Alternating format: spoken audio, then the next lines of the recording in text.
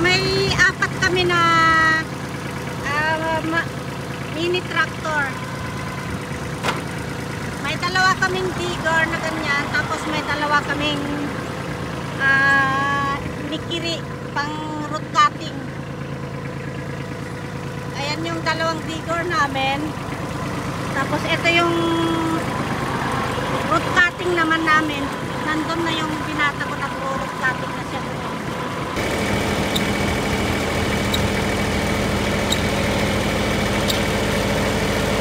So ayan guys, dinidigger muna namin dito sa gitna para matuyo bago namin ipatungan.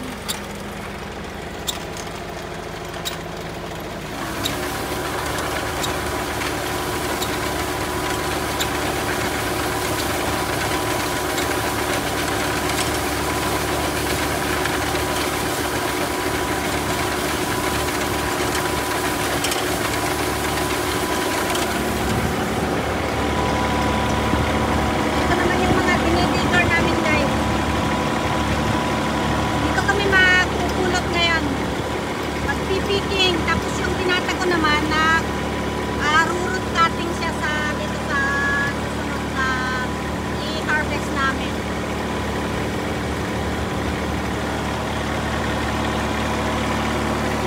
Ayan, ang mga sibuyas.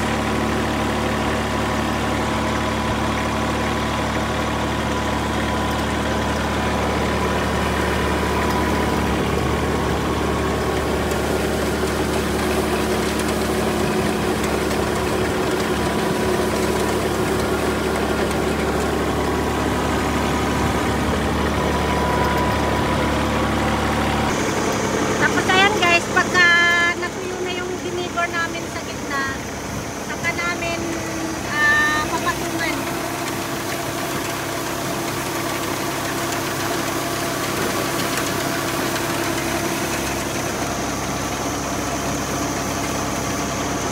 Nagdidiga si Harry dyan sa gitna, saka ko naman papatungan. So ayan guys, pagka natuyo na dito sa gitna, saka ko naman papatungan. Ayan. So nagdidigar si Hari ng pang dito sa gitna. Tapos itong dalawang side ipapatong ko ngayon dito. Tapos doon naman yung isa. Ayan. Para pagka na dry, saka natin ipipiking.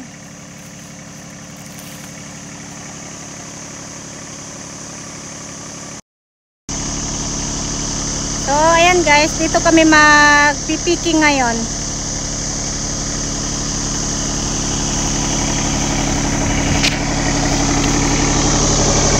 So ito yung mga ipipiking namin. Ayan. Nag-iipon ako ng ipipiking. So ayan, hinihintay lang namin na matuyo para makapag-picking na kami.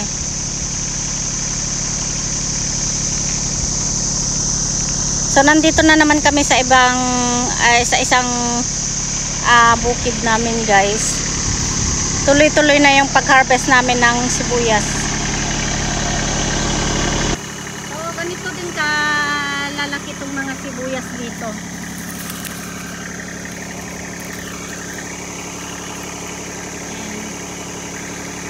LL.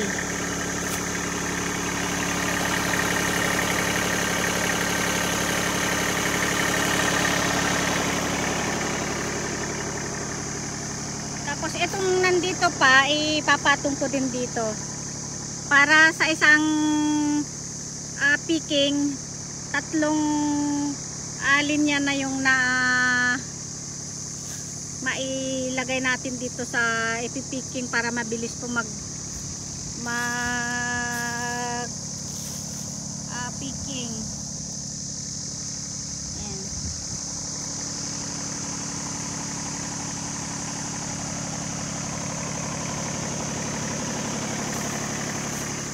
So dito kami sa isang bukid namin.